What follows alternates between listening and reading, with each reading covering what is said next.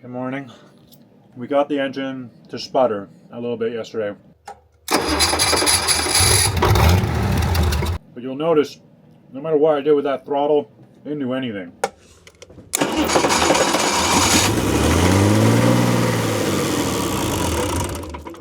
I think I know why. That is a generator. And the fuel pump, or injector pump for that engine is designed for a generator, which is supposed to run at 1800 RPM all the time. So not exactly useful for my boat and my application. However, I do have another engine and another injector pump.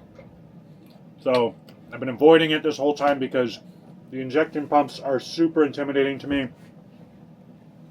I know gas engines a fair bit, but this is the whole computer, the whole mechanism, the whole everything that runs a diesel engine is all in that injection pump. And it is basically another engine next to the first engine. There's pistons, there's camshafts, there's everything. It's intimidating. But I can't avoid it any longer. So hopefully today I'm not doing a full rebuild. I'm just going to exchange one pump for another pump. Wish me luck. I've been learning a ton about diesels throughout this whole process, and here's something I didn't know going in. Diesels always run lean. Who knew? Gas engines run rich, they have more fuel than air for the perfect ratio, and diesels always have less fuel per air. So the injection pump is actually doing a lot here, not just timing the engine, but also making the majority of the power. So just making very minor modifications to this pump can drastically affect the amount of power that this engine makes. And then it's a matter of getting rid of the heat, and then it's a matter of getting more air into there to keep that lean mixture. But it's really just mostly the injection pump. Yes. All right. 3 of the bolts I need are undone, but the last nut right in the back I cannot figure out. None of the wrenches will reach it. Nothing will twist once it's in there. This thing is bolted straight to the side of the block, so there's nothing to get in there. This is every extension I own, and there's too much other stuff in the way for it to get back there. So, get a mallet, I guess? I don't know. This is very frustrating.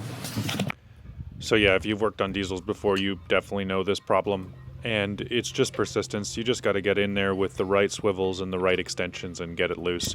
And I enjoyed it so much, I thought, hey, let's do it again.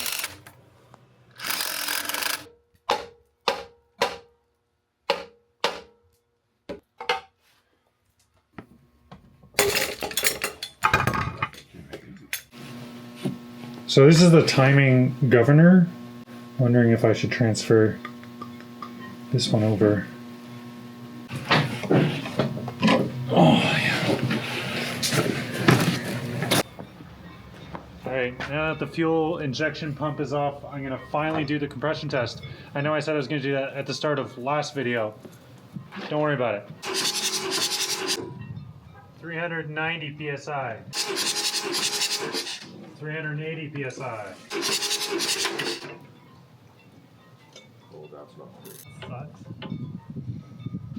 Alright, in case you're wondering, when you take the front case off of the timing gears, this gear on the crankshaft can slide off, and then this will spin without your camshaft gearing, and then you can actually bend a valve that way.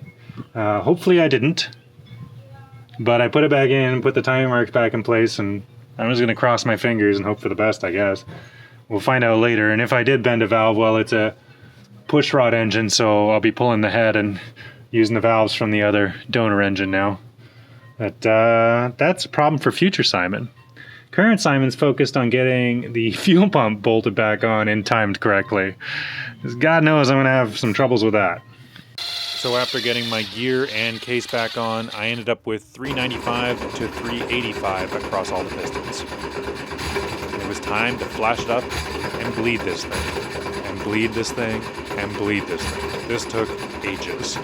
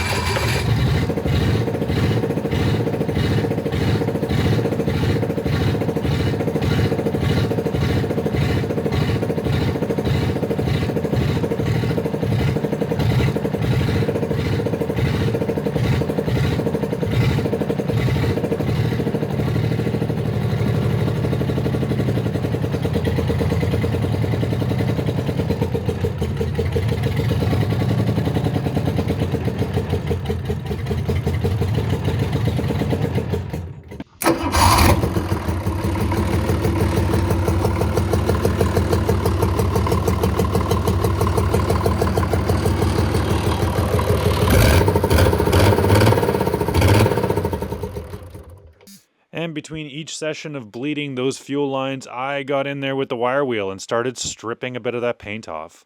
I don't know, just something to do in the evenings after a long day of work. All right, wire wheeling works, but there's a lot of grooves in this engine and a lot of weird little bits to get into. So I'd really like to find a stripper that works pretty good. People have said oven cleaner. This is the heavy duty super puissant. Apparently this will eat the hard enamel paint. We've already tried a couple different types of paint stripper and nothing seems to work so far. But we're gonna hit it with some of this oven cleaner and we'll see how it goes.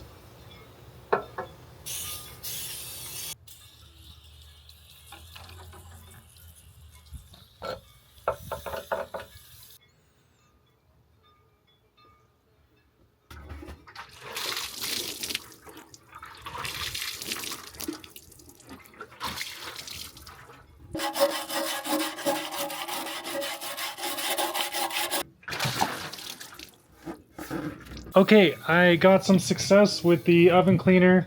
It works really great actually, considering it's a household cleaning product. You'd probably need 10 cans of it though to do an engine, or just a lot of time scrubbing. And I want to strip all of this off without having to work too hard. So instead, I went off to 3 or 4 different stores trying to find this Proform's Aircraft Paint Scraper or Paint Stripper.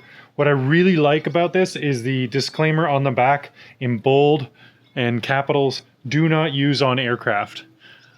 Well, this thing ain't flying anytime soon, so let's give it a shot and see how it works on the engine. I don't really understand the chemistry behind engine enamel exactly, but it is some pretty tough stuff. This aircraft paint stripper is the first time I've actually had a paint stripper work like a paint stripper on this. And in order to strip everything, I probably would have had to spend a couple hundred or a few $100s on these cans of paint stripper. And in the end, the wire wheel would still come out to get the last bit done.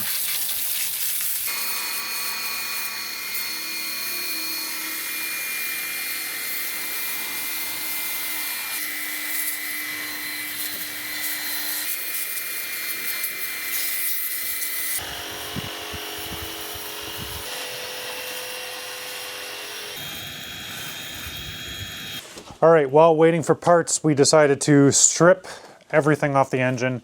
The paint stripper was working pretty good, but I only bought 1 can of it. It's like $40 a can.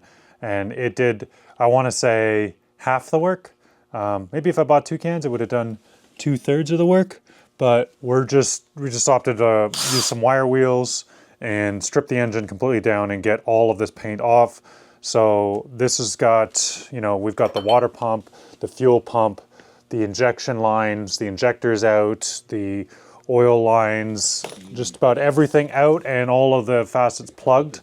And we can really tell the difference. I mean, like, the parts that are coming off of this 47-hour engine are still zinc plated and beautiful, and there's not an ounce of crud on any of those threads. That come out really smooth. It's an even crack on every single one of them, and then completely smooth action finger movement all the way out. And then we move on to the wet exhaust side, or the water pump, and a few of the components that came off of the other engine, and it's a different story. Now it's still low hours, so it's coming out, and we haven't had to heat break anything out of here yet, but yeah, it's going to be really nice to have everything coated in anti-seize and all of the threads cleaned, so that I get to start with a brand new, fresh, clean slate. But since the wire wheeling is almost done here on the top, we're gonna unbolt it from its carousel here and lift it up on the hoist so we can do the underside.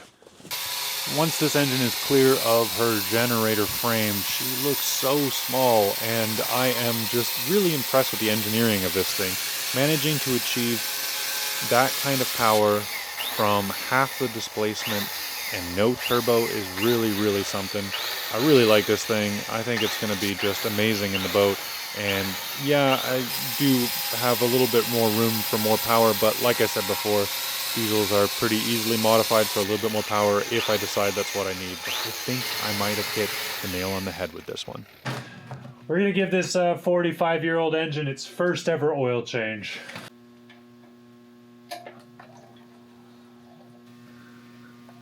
That looks pretty good.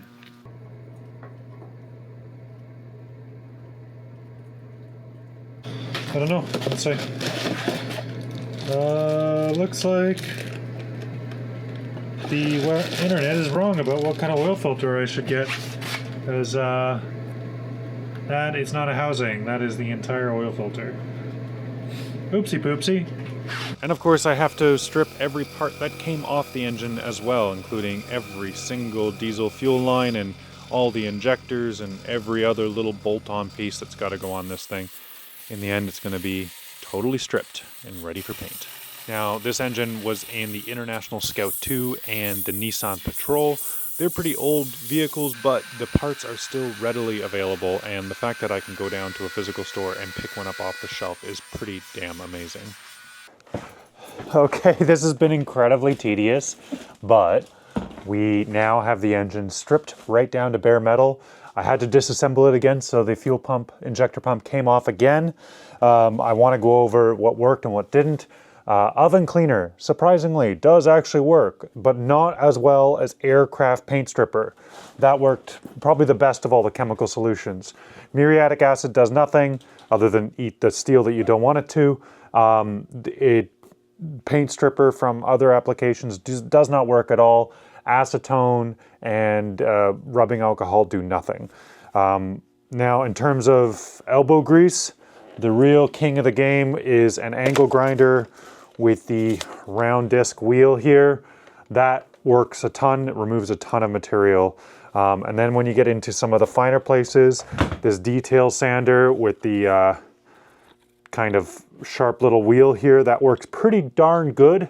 And for the absolute tiniest details, it's down to the Dremel with a tiny little burr. I don't know if you can see that. So that's it. Now the next part of the job is to acetone, wipe this down, blow it all out, clear all the ports, and then start regasketing and reinstalling all the components I took off of this thing. Right on, let's get to it.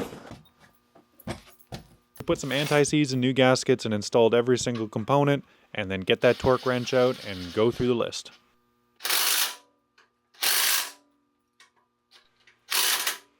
Now, as soon as I made the commitment on the Nissan, I got myself a gasket kit and a few other extras.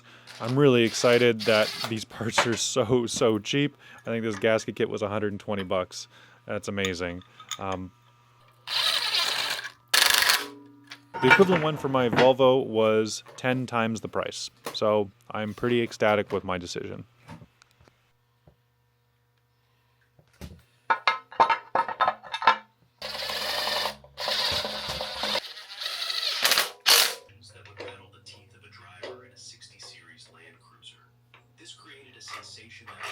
Okay, here we go.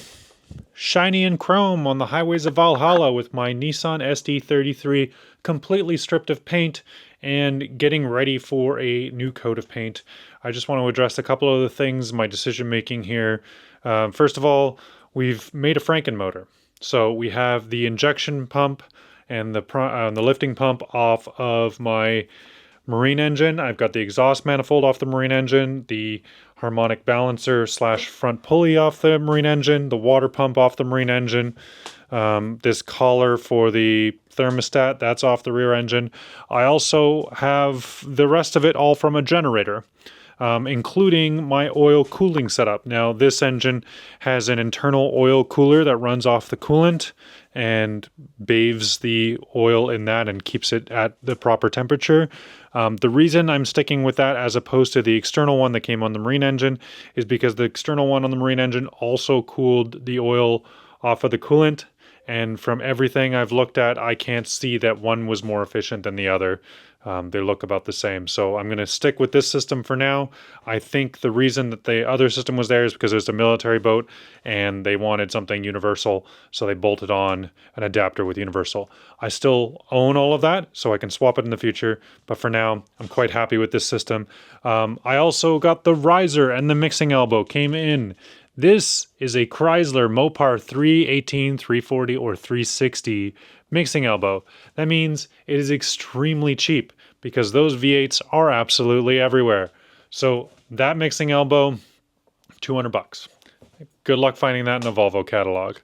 Otherwise, yeah, I'm very happy. The only thing I kind of want to do is there's tie-ins here for oil pressure.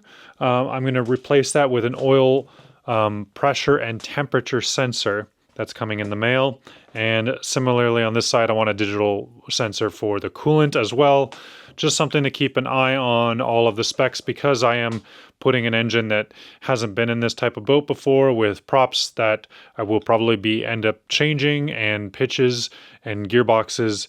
I need to be able to monitor all these things. I don't know for sure that it's all going to work yet, so I need to be able to monitor it, and that's still coming in the mail. But before that gets here, I will put a coat of paint on this in the next episode, and I'll let you guys know what color I'm painting it. I'm very, very excited for that. But for now, look at this thing. It's gorgeous. All that metal. It was extremely tedious. And yes, it was tedious stripping this down, but I did that because I wasn't going to rebuild this engine, so I couldn't soak it in a chemical bath and just have some machines do the work for me. I had to do it by hand. The paint strippers worked pretty good, but in the end, it was the wire wheel that won out the day. And so it is what it is. A lot of sweat equity in this engine already, but I'm looking forward to getting it painted shiny and glossy, and then put in my boat and motor off into the sunset. Until that day, we'll see you guys next Friday.